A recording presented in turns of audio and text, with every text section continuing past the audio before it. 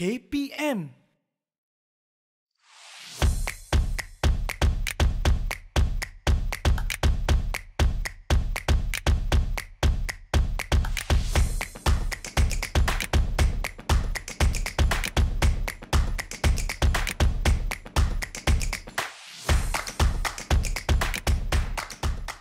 Assalamualaikum, salam sejahtera penonton Didik TV KPM bersama saya Nisa K dalam program Bina Upaya Guru di mana di sini kita nak sama-sama melihat kemejadian guru, hala tuju mereka sama ada menjadi guru biasa, ingin menjadi pensyarah maupun berkhidmat di bahagian pentadbiran. Satu lagi topik yang kita nak bincangkan bersama-sama, yang kita nak kupas bersama-sama agar lebih jelas, lebih cerah kepada semua yang menonton Bina Upaya Guru pada hari ini. Baiklah, sebelum kita pergi kepada tetamu-tetamu kita hari ini, topik yang kita bincangkan hari ini ialah pembangunan profesionalisme berterusan PPP. Nak tahu dengan lebih lanjut, jom kita nak perkenalkan dan mempersilakan kedua-dua tetamu istimewa kita pada hari ini. Di sebelah kiri saya, manis orangnya, Dr. Mazita binti Abu Bakar, Timbalan Pengarah Unit Perancangan Pembangunan Keguruan Sektor Dasar dan Perancangan Pembangunan Keguruan Bahagian Profesionalisme Guru KPM. Apa khabar, Doktor? Terima kasih, Nisa. Terima kasih sudi bersama-sama kami. Dr. Mazita tidak bersendirian.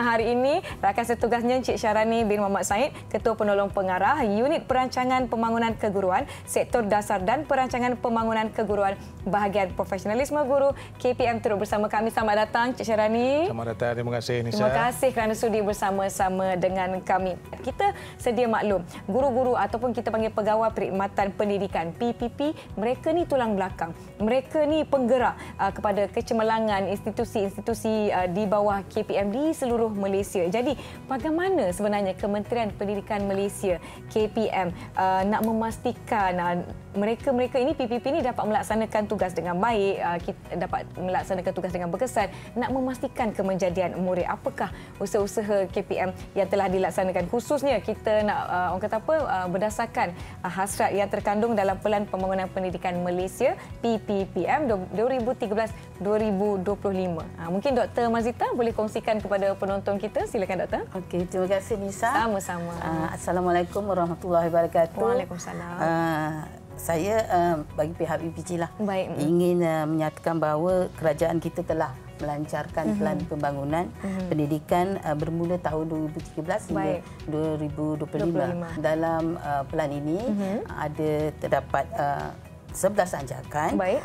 Salah satu daripada anjakan itu, anjakan keempat adalah menjadikan guru sebagai profesi pilihan. Dan kini PPPM berada dalam gelombang yang ketiga, fasa terakhir lah. Jadi usaha Kementerian Pendidikan ini ialah untuk memastikan semua PPP guru khususnya agar sentiasa committed dan berkualiti dan kompeten dalam menyampaikan perkhidmatan mereka, khususnya PDP lah, pengajaran dan pembelajaran yang berkesan. Di sini ialah dalam strategi anggaran keempat ini, kita ingin memastikan bahawa guru-guru mendapat ilmu pengetahuan, kemahiran, kerana mereka perlu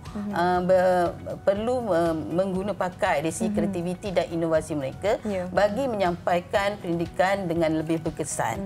Kes ini kita memberi tumpuan kepada kepulauan guru dan juga latihan-latihan yang berasaskan sekolah.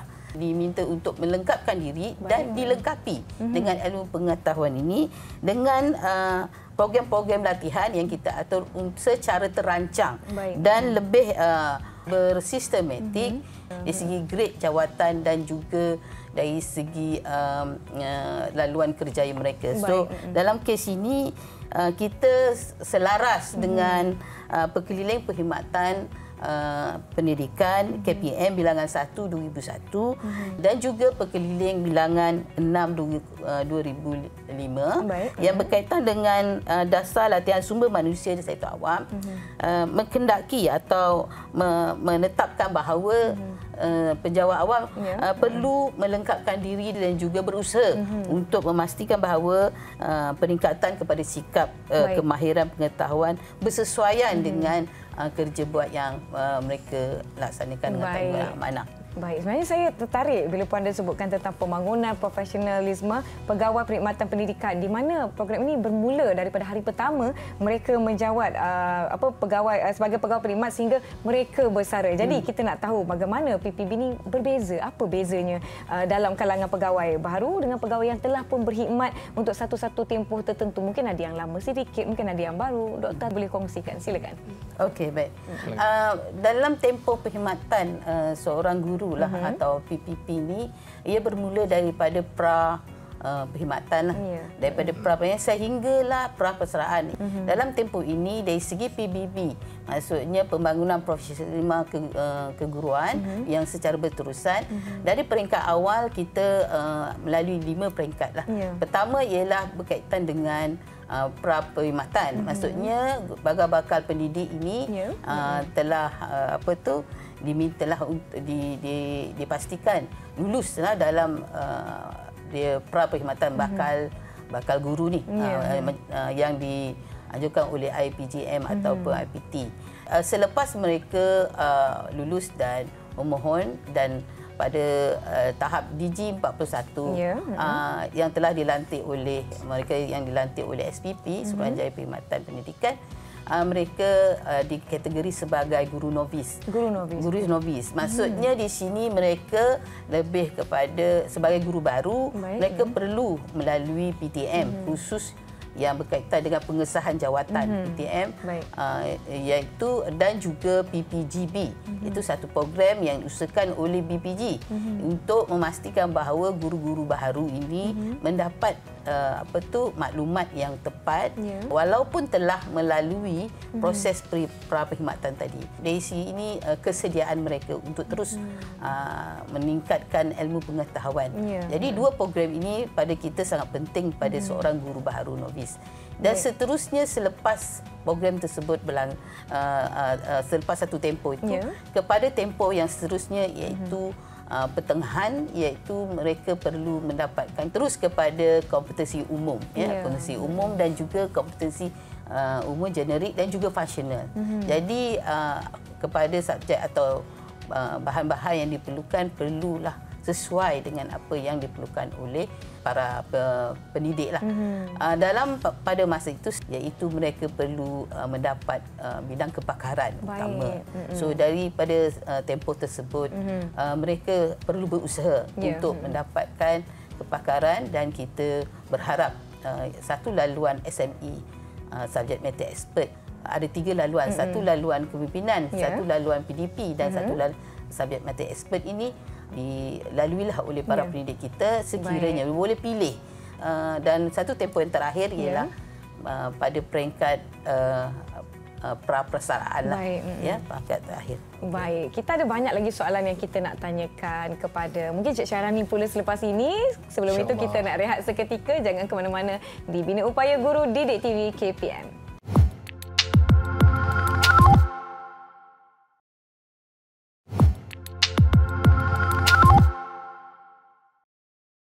Masih berbicara mengenai topik kita hari ini, pembangunan profesionalisme berterusan PPP di Bina Upaya Guru Didik TV KPM. Saya nak tahu bagaimana sebenarnya, mungkin soalan kepada Encik Syahrani, apa langkah-langkah ataupun pelaksanaan bagi usaha-usaha untuk memantapkan lagi, untuk memastikan guru-guru kita ni, PPP kita ni berkhidmat dengan kompeten, dengan berkualiti sepanjang perkhidmatan mereka. Boleh Encik Syahrani kongsikan? Baik, terima kasih Nisa. Sama-sama. Assalamualaikum warahmatullahi wabarakatuh. Salam sejahtera yang dihormati penonton. Jadi kalau tadi kita dah mendengar tentang hasrat Kementerian Pendidikan tentang pembangunan profesional keguruan dalam usaha melahirkan guru ataupun pegawai perkhidmatan pendidikan yang kompeten dan berkualiti sepanjang tempoh perkhidmatan yang diterjemahkan dalam Pelan Pembangunan Pendidikan Malaysia PPPM 2013-2025 melalui anjakan 4 tadi kan. Anjakan 4, betul. Okey, iaitu mentransformasi keguruan menjadi profesion pilihan.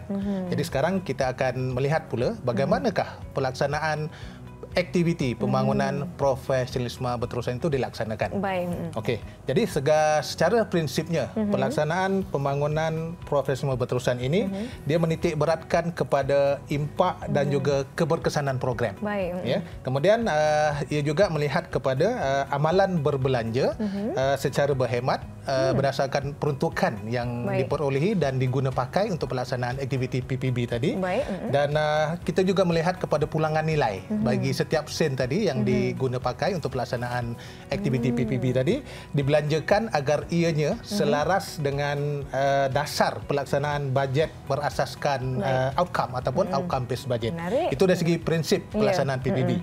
Okey, sekarang kita melihat bagaimanakah PPB itu dilaksanakan. Jadi PPB ini dia terbahagi kepada 4 peringkat. Okey, yang pertama peringkat mengenal pasti keperluan. Bagaimanakah kita nak merancang suatu pelaksanaan aktiviti PPB. Peringkat awal ni kita di peringkat kementerian melalui BPG kita akan melihat dari segi keperluan apakah fokus-fokus latihan ataupun aktiviti PPB yang perlu dilaksanakan pada tahun berkenaan. Di situ nanti kita akan menggunakan pakai beberapa kaedah untuk mengenal pasti tadi keperluan tadi itu. Antaranya adalah secara melaksanakan analisis keperluan latihan ataupun training need analysis. Ya. Kita juga merujuk kepada apa yang terkandung dalam dokumen PPPM tadi 2013-2025. Kemudian kita juga melihat mempertimbangkan kepada dasar-dasar sedia ada dan dasar-dasar baharu yang berkuat kuasa. Dan kita juga melihat mengambil kira juga keputusan-keputusan yang diputuskan dalam mesyuarat-mesyuarat pengurusan tertinggi di KPM. Jadi iaitu dari segi mengenal pasti keperluan untuk melaksanakan PPB dan kemudian kita pergi kepada peringkat yang seterusnya iaitu dari segi perancangannya. Tadi kita dah kenal pasti, sekarang kita nak membuat perancangan. Bagaimana perancangan itu dibuat? Perancangan itu dibuat dengan memberikan ataupun menyenaraikan apakah input-input latihan yang akan dilaksanakan sama ada di peringkat sekolah, di peringkat PPD, di peringkat bahagian, maksudnya di berbagai institusi di bawah KPM. Jadi di situ nanti kita akan terjemahkan perancangan itu melalui aktiviti dalam anggaran belanja mengurus. Maknanya perancangan itu berbeza mengikut jenis-jenis institusi? Dia berbeza sebab keperluannya berbeza-beza. Sebab pasal itu tadi kita ada sebut training need analysis. Daripada analisis keperluan latihan tadi kita boleh kenal pasti di institusi-institusi tertentu apa keperluan utamanya untuk pelaksanaan aktiviti PPB itu. Okey, tadi fasa mengenal pasti keperluan, kemudian fasa perancangan, fasa yang seterusnya adalah fasa pelaksanaan. Ya, tadi kita dah kenal pasti, kita dah dapat dia punya perancangan yang diterjemahkan dalam bentuk perancangan dalam anggaran belanja mengurus. Di situ datangnya bajetnya, berapa bajet yang akan diperlukan, kemudian bajet itu kita angkat kepada bahagian kewangan untuk mendapatkan kelulusan bajet itu. Sekarang bajet itu dah turun. Jadi bajet itu diagihkan kepada institusi-institusi tadi dan fasa seterusnya adalah pelaksanaan. Jadi pelaksanaan itu digerakkan seperti mana apa yang dirancang dalam perancangan tadilah. Dan akhirnya sekali bila dah dilaksanakan maka di situ akan berlakunya perekodan. Perekodan tu maksudnya kita merekod apa yang telah dilaksanakan tu dalam sistem SPL KPM supaya ianya boleh memberikan satu pulangan ataupun sebagai jumlah hari khusus yang dilaksanakan. Okey. Baiklah, kita akan rehat seketika sebelum kita menyambung perbualan dan perbincangan kita hari ini yang di rumah jangan ke mana-mana. Kembali selepas ini ke Bina Upaya Guru Didik TV KPM.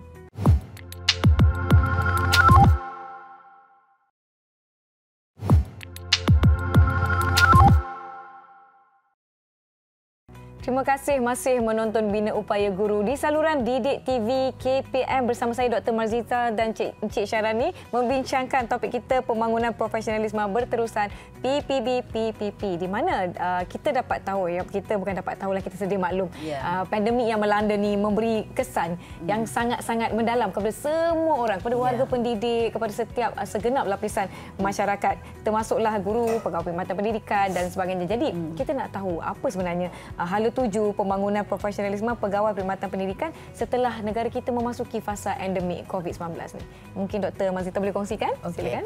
Baik, kita semua maklum Nisa bahawa pandemik COVID-19 2020 kan. So sangat terkejutlah semua orang ya, dan termasuk guru-guru, dan dari segi sistem pendidikan kita juga ada perubahan drastik. Perubahan drastik agak mencabar. Dalam tempoh ini sebelum ini kita telah menggunakan digital jugalah, tetapi dalam promosi berperingkat kita tak secara drastik. Tapi kali ini apabila COVID-19 datang, kita guru-guru macam agak rasa terkejutlah juga dengan murid-murid di rumah, dan kita melaksanakan PDPR. Maksudnya kita PDP kita berlangsung di rumah, guru di rumah. Dan dalam usaha ini kita melihat bahawa dalam keadaan tiba-tiba macam tu, jadi kita belum kita sudah merancang yang sebelum ni, tetapi tidaklah secara orang kata berskala penuh. Tetapi selepas kes ini dan sebelum ni kita telah dalam RMK 12 telah meluluskan bahawa kita ada dalam bawah teras 2 iaitu pemantapan pembangunan profesionalisme digital pendidik. Maksudnya di sini memang kita KPM memang akan untuk 2022 hingga 2025. Dan dalam tempoh ini kita akan memberi PBB tadi untuk peningkatan kompeten kepada guru dalam digital. Dalam kes ini tahap-tahap tu kita telah membuat saringan. Tahap guru-guru ni dari segi tahap saringan, tahap 1, tahap 2 iaitu pertengahan, dan tahap lanjutan tahap 3. Jadi untuk itu kita akan kepada dapatan saringan untuk menyediakan latihan-latihan yang sesuai dengan tahap guru tersebut. Baik, apa yang saya sedia maklum adalah penggunaan portal seperti portal Delima digunakan secara drastik dan secara skala penuh, secara meluas kepada murid-murid. Tapi saya dapat lihat sebenarnya mereka sangat-sangat membantu murid-murid kerana segala pertanyaan saya terhadap murid-murid secara terus, mereka rasa ini apa yang kita perlukan kerana ini adalah generasi mereka. Mereka sangat mesra dengan peranti-peranti dulu. Mungkin Encik Syarani boleh tambah apa lagi usaha, apa lagi fokus KPM berkaitan dengan pelaksanaan pembangunan profesionalisme PPP pada masa yang akan datang pula. Baik Nisa, terima kasih. Jadi apabila kita sudah keluar daripada fasa pandemik, jadi maksudnya kita dah boleh melaksanakan banyak program secara bersemuka. Begitu juga dengan aktiviti pembangunan profesional berterusan. Justru itu hala tuju Kementerian Pendidikan Malaysia selepas daripada fasa pandemik itu, antaranya kita akan meningkatkan penyertaan guru dalam aktiviti PPB yang dilaksanakan secara dalam talian. Ya, dengan adanya platform-platform pembelajaran secara dalam talian, kita sangat-sangat menggalakkan guru mengikutinya. Ya. Kemudian kita juga akan mewujudkan lebih banyak kerjasama dan juga kolaborasi dengan pihak swasta dan juga menyediakan latihan yang berkualiti kepada PPP ini, sebab banyak pihak di luar sana, sama ada agensi luar ataupun agensi swasta yang mereka ni ada kepakaran dalam bidang-bidang tertentu, dan kita sangat menggalakkan kolaborasi antara KPM dengan agensi-agensi ini dalam memberikan latihan kepada guru-guru kita juga. Kemudian dalam masa yang sama, kita juga akan menggalakkan penyertaan PPP dalam aktiviti-aktiviti PPB ini yang dianjurkan oleh agensi luar tadi yang saya sebut seperti Intan, Razak School, agensi-agensi swasta dan sebagainya, dalam dan luar negara. Ya, maksudnya pihak luar negara pun, contohnya universiti antarabangsa. Kalau ada bidang-bidang yang memberi manfaat kepada guru, kita menggalakkan penyertaan guru-guru tadi. Kemudian kita juga akan meningkatkan pelibatan PPP dalam aktiviti kesarjanaan. Aktiviti kesarjanaan ini yang seperti penyelidikan, inovasi, penulisan dan pengkaryaan kreatif. Itu antara hal tuju kita, supaya 3 aktiviti ini dapat disertai oleh guru secara aktif. Dan seterusnya, KPM juga akan memberi fokus kepada latihan tentang pentaksiran berasaskan sekolah. Ya, apabila YB Menteri Kanan Pendidikan telah mengumumkan pemansuhan di PSR dan pentaksiran tingkatan 3 PT3, maka di sini kita memberi ruang untuk usaha-usaha memperkasakan pentaksiran berasaskan sekolah. Ya, dan yang ketujuh, yang terakhir ini, hala tuju KPM adalah untuk memberi fokus kepada meningkatkan jati diri, kesejahteraan psikososial dan juga pemahaman terhadap literasi undang-undang. betul kan? Ya, dia akan meliputi aspek kenegaraan, jati diri, kemudian tata cara dan juga kelakuan penyewa awam dan juga kesejahteraan minda, emosi dan fizikal. Itu antara hala tuju kita pendidikan terhadap aktiviti pembangunan profesional berterusan ini selepas fasa pandemik. Saya harapkan rakan-rakan saya yang juga merupakan pegawai pendidikan seluruh negara ambillah peluang ini untuk memantapkan lagi, meningkatkan lagi kualiti kendiri agar dapat memberikan yang terbaik kepada anak-anak murid ataupun sesiapa sahaja di institusi kita bekerja. Baiklah, tamatlah episod kita pada hari ini membincangkan tajuk pembangunan profesionalisme berterusan PPP bersama-sama dengan Dr. Marzita binti Abu Bakar yang merupakan Timbalan Pengarah Unit Perancangan Pembangunan Keguruan Sektor Dasar dan Perancangan Pembangunan Keguruan Bahagian Profesionalisme Guru KPM. Juga terima kasih saya ucapkan kepada Encik Syahrani bin Muhammad Said yang merupakan Ketua Penolong Pengarah Unit Perancangan Pembangunan Keguruan Sektor Dasar dan Perancangan Pembangunan Keguruan Bahagian Profesionalisme Keguruan pula KPM. Saya pula dah tersasar. Baiklah, memandangkan kita pun dah nak tamat, saya ucapkan terima kasih kepada penonton Didik TV KPM kerana sudi bersama-sama dengan kami di Bina Upaya Guru. Saya Nisa K. Semoga kita bertemu lagi. Terima kasih.